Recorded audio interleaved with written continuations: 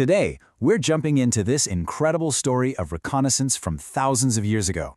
And trust me, it's a mission that reveals a timeless truth, how our own perspective can literally shape our reality, and how fear can blind us to some amazing opportunities. So this is the big question, right? It's a real puzzle about human perception. You've got 12 highly respected leaders. They go on a mission. They see the same land, the same people, the same resources, and yet they come back with two reports that are polar opposites. I mean, how does that even happen? All right, so here's the setup. The people of Israel are right on the edge of a new territory, the land of Canaan, which they believe has been promised to them. Their leader, Moses, decides, okay, let's send in a scouting party.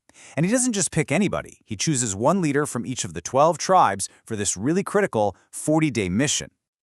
And listen, this wasn't just some casual walkthrough. This was a serious intelligence-gathering operation, and they were given a very specific set of objectives before they even set foot in the land.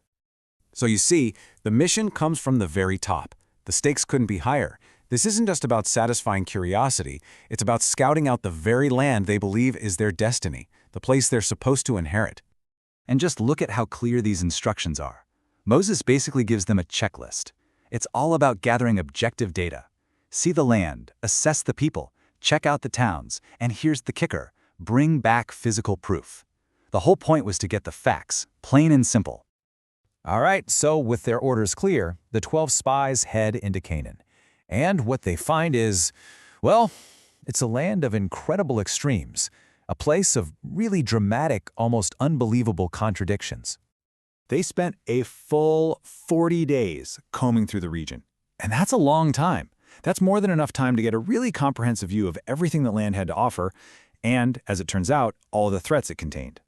So their first big discovery was just mind-blowing abundance. I mean, the fruit was so massive that it literally took 2 grown men to carry one single cluster of grapes on a pole. They brought back pomegranates and figs too. There was no doubt about it. The land was insanely fertile, just like they'd heard. And this is where the story takes a turn. Because that same larger-than-life quality that made the land so fruitful, well, that was also reflected in its people. That incredible bounty had an equally incredible obstacle standing right in front of it. They didn't just run into people, they ran into what you could only describe as giants. The descendants of Anak were legendary, famous for their intimidating size and strength. So the spies are staring at two realities at once, a land of giant fruit and a land of giant people. So after 40 days, the spies get back to camp. They've got the facts, they've got the evidence, that giant bunch of grapes, but as they stand up to give the report to everyone, the unified mission just splits right in two. Now, this is really important. They all start on the same page. Everybody saw the same things, and when they begin their report, they're all in agreement. The argument wasn't about the facts themselves. They kick things off with the great news. They hold up the giant cluster of grapes like Exhibit A and say, "Yup, the land is everything we hoped for. It's unbelievably abundant." At this point, you can just imagine the excitement in the camp. Everyone's on the same team. And then you hear it. Probably one of the most powerful and dangerous words in the entire language. That single word, but, acts like a hinge, swinging the entire conversation from a room full of opportunity into a dark hallway of fear. It just dismisses all the good news and gets everyone braced for the bad. Okay, so here's where it all breaks down. Look at this. Both groups agreed on the facts. The land is awesome, and yep, the people there are strong. The huge difference wasn't in what they saw, but in the conclusion they drew from it. This is the conclusion from 10 of the spies. Their entire report is filtered through fear. They just compare their strength to the enemy's strength, and they come up short. In their eyes, the obstacles are just too big. It's a report of impossibility. But then you have Caleb, with Joshua right there with him, and he has a completely different take. He sees the exact same powerful people, the same fortified cities, but his conclusion is pure confidence. For him, the obstacles are just challenges to be overcome, not stop signs. So what could possibly create such a huge gap between these two conclusions? Well, it all boils down to a certain way of thinking, a mindset that the majority reveals in one really devastatingly honest sentence. Let's call it the grasshopper mindset. This line is the key to the whole story. Pay attention to the order here.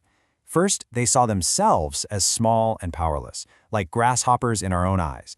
It was only after they decided that about themselves that they projected it onto their enemies, assuming they must see us that way too. Their fear started inside. So here's how that mindset works.